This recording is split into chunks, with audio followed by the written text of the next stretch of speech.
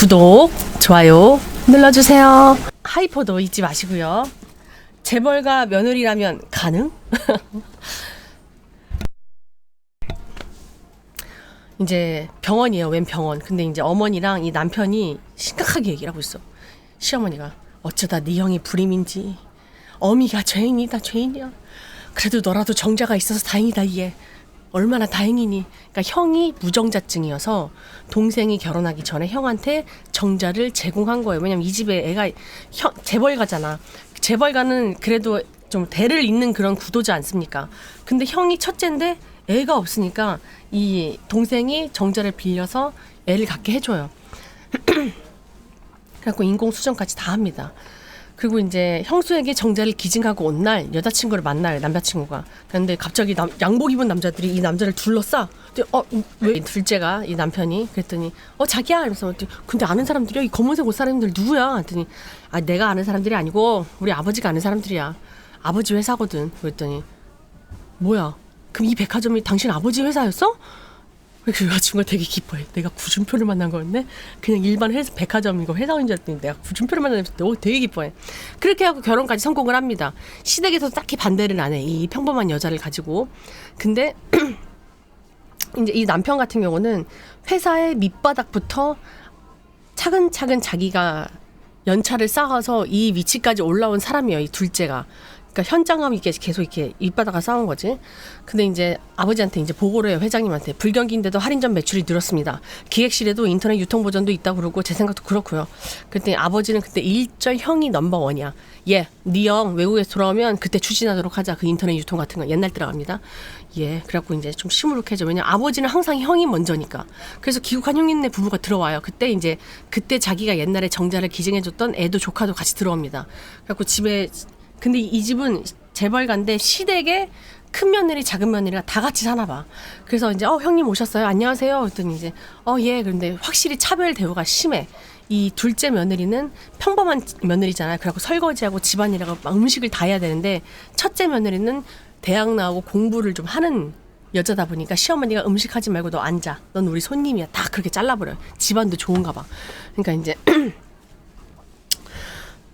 너 참. 그리고 너 피아노 하던 거 마저 해라. 공부는 맞춰야지. 며느리한테 그렇게 얘기를 해요. 시어머니가 했더니 어머니 그래도 전 이제 공부도 할 만큼 했고 시부모님 모시고 이제 며느리 노릇 좀 해야죠. 이제 여우같이 이렇게 딱 얘기하니까 나는 내 며느리 하고 싶은 거 살게 하고 싶다. 저기 생선 식으셨더니 빨리 생선 갖고 와. 이러면서 둘째 며느리한테는 며느리랑 상관없이 막 집사람 부리듯이 막 그렇게 부려요.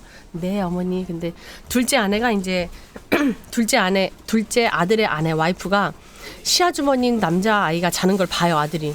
딸이 자는 걸 봐요. 근데 너무 귀엽다. 역시 애들은 자는 게 진짜 예쁘네요. 근데 예경이가 쌍감하네요. 우리 우진이도 쌍감한데 맞다. 그러고 보니까 우리 우진 아빠도 쌍감아요. 세상에. 그러고 보면 서로 닮은 점이 얼마나 많은지요. 잠버릇도요 너무너무 비슷해요. 그래서 막 이제 그렇게 얘기를 한 거였는데 이 첫째 며느리도 좀 인성이 좀 꼬였어. 그냥 가만히 있으면 되는데 나슈 네 감사합니다. 꼬였어. 그냥 그렇게 들려서 흘면 되는데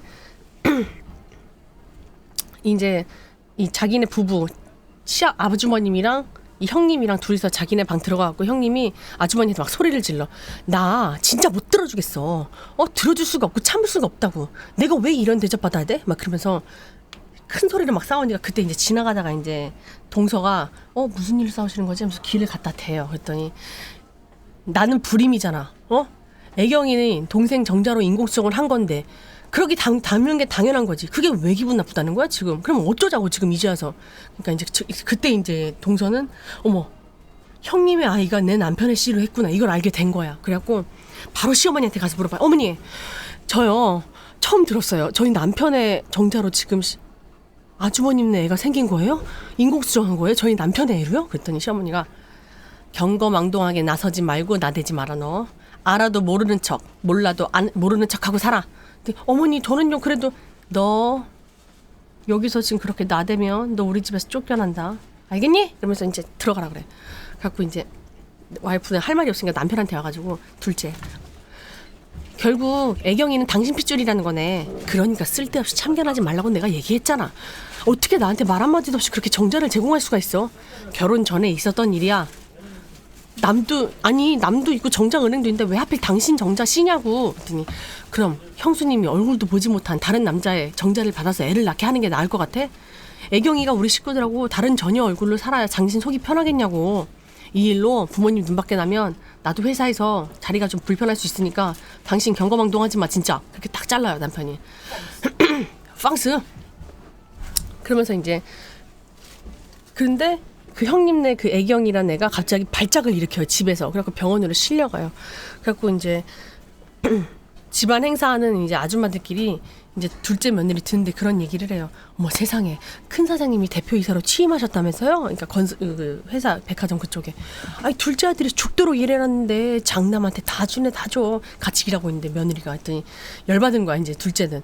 솔직히 자기 남편이 밑에서부터 말단부터 이렇게 사원부터 이렇게 올라간 케이스인데 외국에서 공부했다는 이유만으로 아주버님이 그 회사를 다 차지해서 대표이사가 된다는 게 화가 나. 그래서 어쩜 이럴 수가 있어. 아니 우리한테 말 한마디도 없이 당신 형님을 그렇게 대표이사로 해주는 게 어딨냐고. 어머니 아버님 정말 너무하신 거 아니야? 그랬더니 여보 뭐라고 말 좀 해봐. 당신 왜 가만히 있어? 그랬더니 아버님한테 찾아가요. 자기도 이제 자존심 상하니까.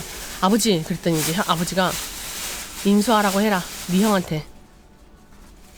삼촌 내가 사무실이랑 통화를 했어. 뭐 어떻게 하기로 했어 그래서? 일요일 날 다 내주기로 했어. 그치 일요일 날. 차감도 일요일 날 그럼 하는 거. 그렇지. 응, 내가 미리 선박을 쳤어. 퍼플도? 아니 퍼플은 잘 모르겠지만 아이보리라도 어떻게 한번. 걔일까? 퍼플은 그냥 일정 확인으로 해놓을 테니까 누나가. 안 돼, 아니야 퍼플 어차피 한 장 아니에요? 맞아. 근데 DP라도 빼주지 뭐. 급한 거 아니니까. 그러니까. 난 DP 없어도 돼. DP 있어야지 왜? 아니야 괜찮아.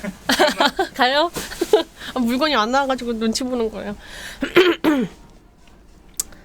그러니까 이제 아버님이 네 형이 말이다 아들이 있어야 되는데 회사를 물려주려면 아들이 있어야 되는데 더 늦기 전에 네가 인공수정하는데 도움을 한 번 더 줘야 될 것 같다. 아버지가 이제 그 둘째 아들을 불러다 그렇게 얘기를 해요. 그랬더니 이제 아들은 뭐 너 자기가 하고 싶은 말도 못하고 괜히 가서 C만 정지하게 생긴 꼴이 돼버린 거야. 그때 와이프가 당신 표정이 왜 그래? 무슨 말 들었길래? 했더니 형이 회사를 물려주려면 아들이 있어야 된대. 뭐? 당신 보고 또 정자를 제공하란 얘기야? 세상에 말도 안 돼. 그럴 순 없어. 당신이 왜 그걸 해줘야 되는 거야? 우리가 왜 그렇게 힘들게까지 하면서 그 집 아들을 놔줘야 되냐고. 그랬더니 생각 좀 해보자고. 아버지가 지금 조건을 건 게 좀 있거든. 그랬더니 이제 그러면서도 속상하잖아. 그래서 밖에서 술을 젠탕 먹고 와가지고 아버지한테 막 따져요. 아버지, 저요 명일 유통을 위해서 죽기 살기로 일했습니다. 대학 졸업하자마자 말단부터 일했고요.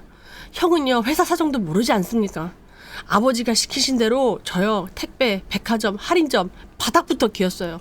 근데 왜 형이에요? 그래서 막 술 취하고 돌아서 했더니 집에 와서 주정을 부리니까 이제 형이 그 뒤에서 그걸 다 봐요. 그랬더니 그게 네 마음이냐? 네가 날 아주 만만하게 본 모양이구나. 근데 형님은요 공부 좀 잘하셨다고 저한테 그렇게 무시하시는 거 아니에요. 사업엔 뜻 없다고 하신 분이 왜 그렇게 공부하자마자 아버님 사업 그렇게 물려받으려고 하시는지 저도 이해가 안 됩니다. 막 그러니까 이제 어머니하고 아버지가 지 능력도 모르는 놈이 제일 한심한 거지.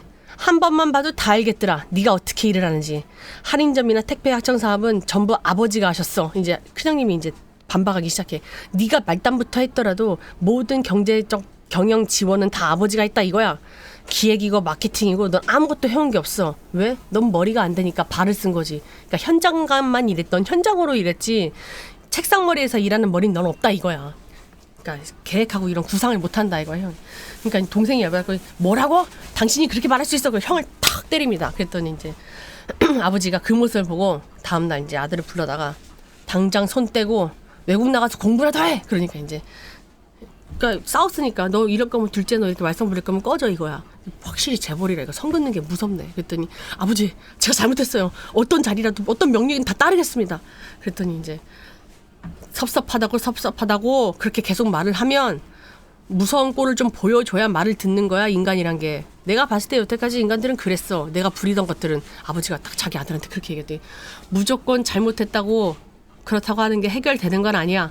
알았어? 그러니까 이제 남편은 이제 와이프한테서 나 아무래도 정찰을 제공해야 될 것 같아. 그랬더니 당신 그 집에 정자 제공 한 번만 더 해봐. 나 정말 가만히 안 있어. 그러니까 이제 근데 안 들어. 그래서 남편이 이제 그 다음날 바로 정자 채취하러 가요. 그래갖고 이제 채취하면서 성관계도 당분간 하지 마셔야 되고요. 깨끗한 정자를 얻기 위해서는 어쩔 수가 없습니다. 그래서 예 알겠습니다. 그래서 남편은 이제 와요. 근데 여보세요? 네네 저 그 사람 안에 되는 사람인데요. 그 병원에서 둘째 아내 와이프한테 말 안 하고서 했는데 병원에서 전화가 온 거야. 그 착상까지는 두고 봐야 아는데 인공수정이 성공적으로 됐다고. 그랬더니 이제 와이프가 기가 찬 거지. 어떻게 나한테 말도 안 하고 정자를 줄 수 있어? 그랬더니 아버지 명령이야. 명령. 싫다고 왜 말을 못해. 여기가 무슨 군대도 아니고. 당신 아버지 무슨 군인이야? 당신 아버지가 죽으라고 하면 죽을 거고 아들 낳으라고 하면 계속 낳을 거고. 그게 못 맞춰서 계속 이 회사에서 그렇게 일을 해야 되는 거야? 당신 그렇게도 별 볼 일 없는 사람이었어? 그랬더니 남편도 짜증나는 거야. 나보고 어쩌라고. 나도 돌겠는데 어쩌란 말이야. 자기가 똑바로 말하면 되잖아. 아버지 이건 틀렸습니다. 이건 도저히 할 수 없습니다. 이렇게 말이야. 그랬더니 집에서 듣던 시어머니가 뭐 하는 짓이야? 이래서 내가 천한 것들은 분란 일으킨다고 했지. 네가 데리고 온 이 여자가 지금 우리 집에 분란을 일으키는 거 아니야? 그랬더니 니까짓게 우리 집아들에 대해서 뭘 안다고 분란을 일으켜. 당장 썩 안 꺼져. 그래갖고 너 나가. 당장 짐 싸들고 니네 부부 나가. 그래갖고 이제 집 밖으로 쫓겨나요. 아예 그 시댁에서. 어머니 그런데도 나가. 그래갖고 이제 남편이 쫓겨나니까 이제 가서 빌어. 그랬더니 내가 왜? 아버지는 한 번도 틀린 적이 없어. 시키는 대로 하면 우리 회사는 제대로 굴러갔고 우리 집안도 한 번도 안 굴러간 적 없었어. 우리 아버지 말은 항상 옳았어. 그러니까 당신 가서 우리 아버지한테 가서 빌어. 그러니까 이제 정신 차려. 당신 생각하는 사람 지금 나밖에 없는 거 몰라? 당신이 겁나서 못하면 가만히라도 있을게. 난 못해. 당신은 용기가 없으니까. 그런데 난 용기가 있거든. 난 아버님만 따지라면 난 더 따질 수도 있어. 아버지가 너 처음 봤을 때 대먹지 못해다 그랬거든. 네가 하는 꼴을 보니까 지금 아버지가 왜 그런 말씀을 하셨는지 내가 이해가 간다. 뭐라고? 여보 말이 너무 심한 거 아니야? 하면서 쓰러져 여자가. 배 아파 하면서 쓰러져.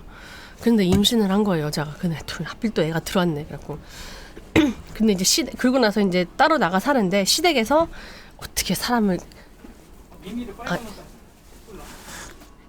시댁 말고 이제 친정에서 아니 사람 애들을 그렇게 내쫓고 나서 어떻게 전화 한 통 없니 니네 시댁 식구들은. 그랬더니 됐어 엄마. 이제 시댁에서는 한편 천하에 베어먹지 못한 것들. 이래서 내가 결혼은 집안 보고 해야 된다는 거야. 그러더니 여보세요 전화가 와요. 뭐? 그러니까 아는 병원에 갔나 봐. 김원장. 뭐? 내 둘째 며느리가 임신을 했다고? 그러더니 근데 아까 전에 그 둘째 남동생의 정자를 받은 그 형님은 임신이 안 돼요. 그래갖고 이제 형님 아주버니가 어머니한테 얘기를 해요. 이 사람 나이도 있고 선천적으로 자궁이 약해서 더 이상 임신하기가 좀 버겁다고 하네요. 했더니 그래? 그럼 알았다. 예, 너 나 좀 따라와라. 그래요. 그러더니 어머니 저 가기 싫어요. 이제 형님이 그렇게 얘기하니까 왜? 뭐라도 만나서 얘기를 해야 될 거 아니야. 삼신할머니가 너희를 잘 살펴주자고 기회를 주신 거야. 이거 지금 그러니까 니네가 직접 가서 인사를 해야 될 거 아니니. 철없이 이러면 안 돼. 우리 집안의 대를 누가 잇겠니? 니네가 이어야지. 그러면서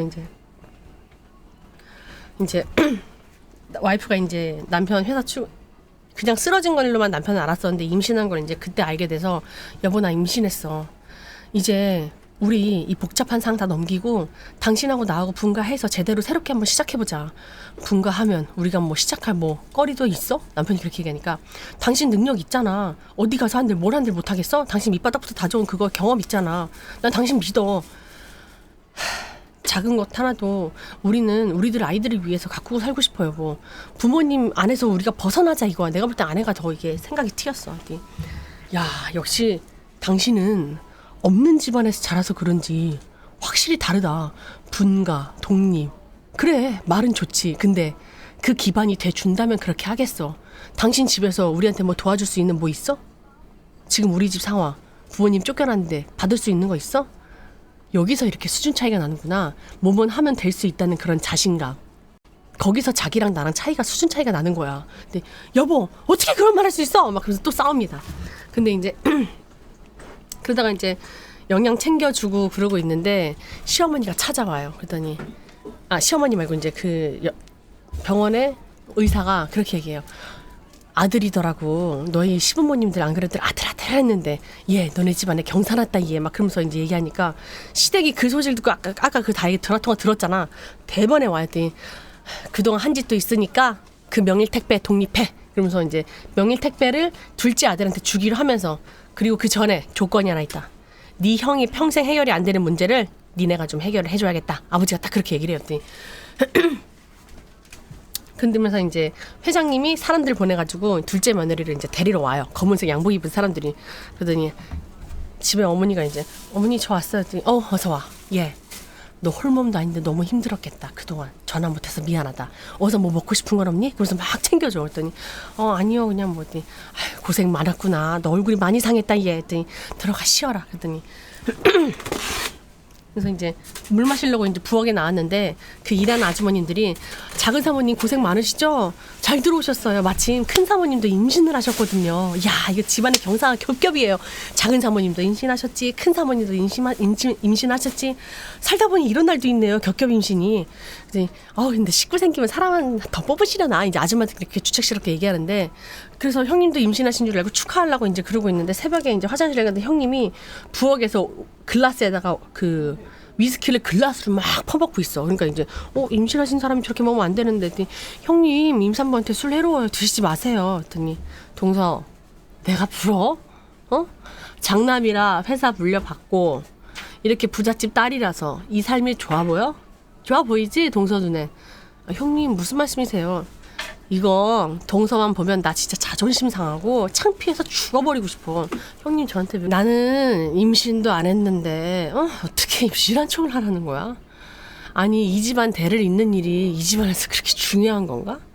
나는 왜 내가 이렇게 내 자신도 못 세우면서 임신하는 척 살아야 되냐고. 내가 왜?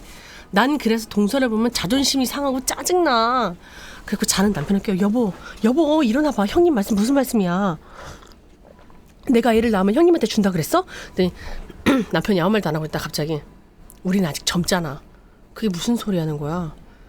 우리한테는 우진이도 있고 애는 앞으로도 얼마든지 낳을 수 있다고. 나 형님한테 애 못 줘. 나 그렇게 못해 여보. 어떻게 내 애를 형님한테 줘.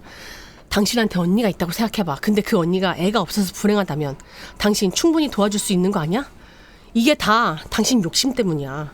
당신이 욕심 버리면 우리 집안, 우리 가정은 행복할 텐데 당신의 그 탐욕 때문에 우리 가정이 점점 무너지고 있는 거 안 보여? 그러면서 이제 법원에 옵니다. 아니요, 판사님. 애를 낳자마자 그 집에 주겠다는 거예요. 정말 말도 안 되는 얘기 아닙니까?